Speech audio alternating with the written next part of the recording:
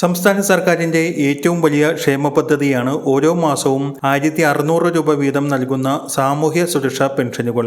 വാർദ്ധക്യകാല pension, വിധവാ pension, അവിവാഹിത pension, ഭിന്നശേഷി pension, കർഷക pension തുടങ്ങിയവ ലഭിക്കുന്ന അരക്കോടിയോളം പേരാണ് സംസ്ഥാനത്ത് ഉണ്ടായിരുന്നത്. എന്നാൽ ലക്ഷക്കണക്കിന് പേർക്ക് ഇനി പെൻഷൻ മുടങ്ങും എന്ന ഒരു വാർത്തയാണ് എത്തിയിരിക്കുന്നത്. വിശദവിവരങ്ങളിലേക്ക് പോകുന്നതിന് മുമ്പായി ചാനൽ സബ്സ്ക്രൈബ് ചെയ്യാത്തവരുണ്ടെങ്കിൽ സബ്സ്ക്രൈബ് ചെയ്യുക, വീഡിയോ ലൈക്ക് ചെയ്ത് കാണുവാനും മറക്കാതിരിക്കുക.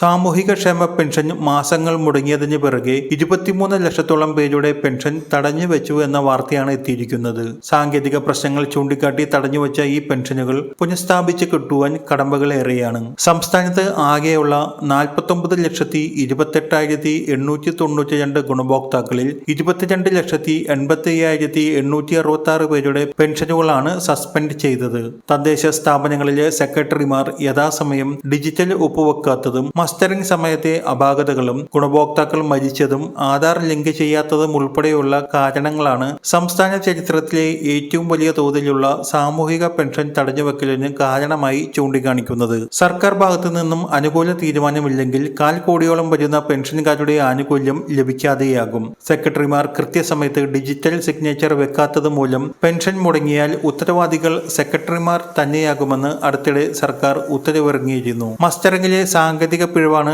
ഇത്രയും പേരുടെ പെൻഷൻ തടഞ്ഞുവെച്ചതിനിടയാക്കിയതെന്നാണ് ധനകാര്യ വിഭാഗം സൂചിപ്പിക്കുന്നത്. 13,20,228 സ്ത്രീകളുടെയും 9,65,606 പുരുഷന്മാരുടെയും പെൻഷൻ തടഞ്ഞുവെച്ചതിൽ ഉൾപ്പെടും.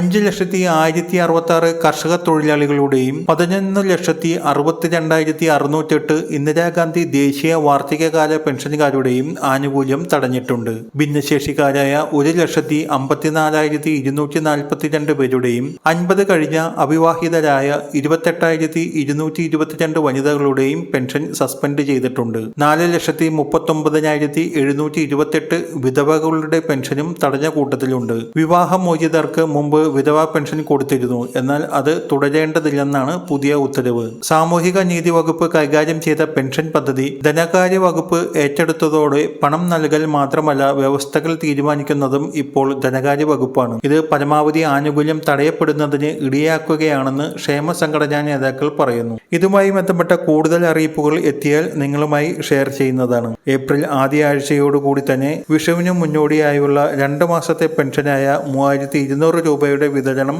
ആരംഭിക്കുമെന്നാണ് ഇപ്പോൾ അറിയിച്ചിരിക്കുന്നത്. വിതരണ തീയതി അറിയിപ്പുകൾ എത്തിയാലുടൻ നിങ്ങളുമായി ഷെയർ ചെയ്യുന്നതാണ്. ചാനൽ സബ്സ്ക്രൈബ് ചെയ്യാത്തവരുണ്ടെങ്കിൽ സബ്സ്ക്രൈബ് ചെയ്യുക.